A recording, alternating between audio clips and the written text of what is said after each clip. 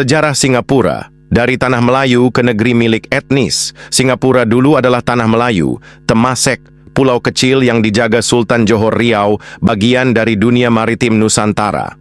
Bangsawan Melayu memimpin, rakyatnya hidup sebagai pelaut, nelayan, dan pedagang. Tapi semua berubah ketika Inggris datang membawa satu hal, kepentingan dagang. Tahun 1819, Stamford Raffles menandatangani perjanjian dengan Sultan.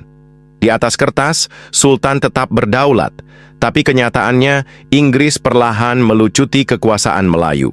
Kolonialisme itu tidak datang dengan meriam saja, tapi juga dengan politik demografi. Banjir imigran Tionghoa yang didorong masuk, diberi peluang menguasai ekonomi, sementara orang Melayu dibiarkan menjadi penonton di tanah sendiri. Seabad lebih, strategi itu berhasil.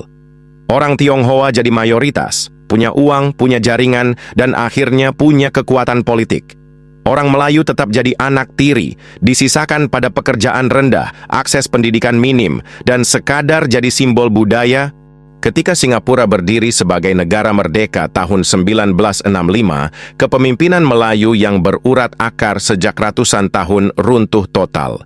Lee Kuan Yew dan Partai PAP mengambil alih, dan sejak saat itu, Singapura jadi negara modern dengan wajah Tionghoa.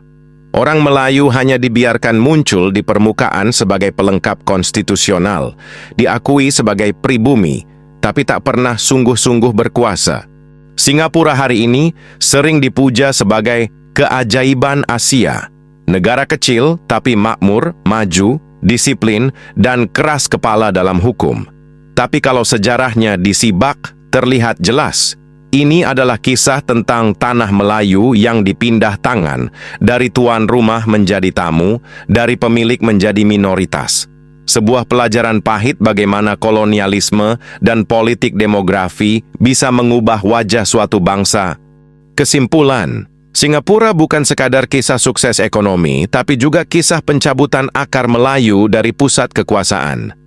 Negeri itu membuktikan siapa yang menguasai demografi, ekonomi, dan jaringan politik, dialah yang akhirnya menulis sejarah.